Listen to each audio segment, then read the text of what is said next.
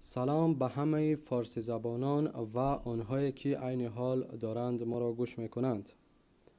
اکثر وقت میبینیم که تاجیکان تاجیکستان پرچم افغانها را در برابر پرچم ایران و تاجیکستان مانده ما همه فارس میگویند. دیگر میگویند که گریزه های تاجیک را افغانها کمک کردند. بعضی دیگر پرچم افغانها را در برابر پرچم تاجیکان و ایران گذاشته کیمچی های می نویسند. اول اینکه ما با افغان ها همزبان نیستیم. زبان افغان ها یعنی پشتون بسیار مانند است به زبان هندی و ما آن را نمیفهمیم. ما همزبان با تاجیکان خراسان هستیم که زبان تاجیکان آنجا را دری می نامند.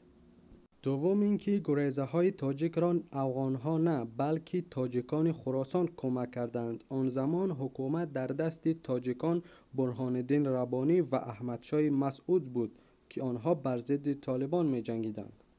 سوم اینکه پرچم تاجیکان خراسان از پرچم افغان ها فرق می کند و این کاری که شما می کنید تحقیر به تاجیکان خراسان است که از نصف زیاد اهالی خراسان یا همون افغانستان را تشکیل می دهند. برادران ما از ایران باشد باز پرچم ازبک ها را نیز در قطار این سه پرچم می گذارند. ایران شهر یا پارسی زبان می نویسند که به عقل جای نمی گیرد.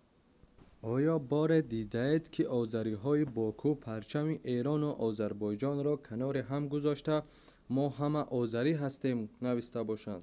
یا ترک پرچم ایران و ترکیه و آذربایجان را کنار هم گذاشته ما همه ترکیم گفته باشد؟ نه، آنها چنین نمی کنند، چون که آنها باخبر هستند که ملت های آنها چگونه پرچم دارند. هنوز نمیدانیم پرچم افغان کدام است و از ازبک کدام و از تاجیکان کدام است. این ما هستیم که هنوز پرچم اشغالگران را در برابر پرچم تاجیکستان و ایران گذاشته ما همه پارسی زبان یا ایران شهر می نویسیم. از این رو بس دیگر پرچم افغان و ازبک ها را کنار پرچم ایران و تاجیکستان نگذارید. زنده باد تاجیکستان، پاینده باد ایران.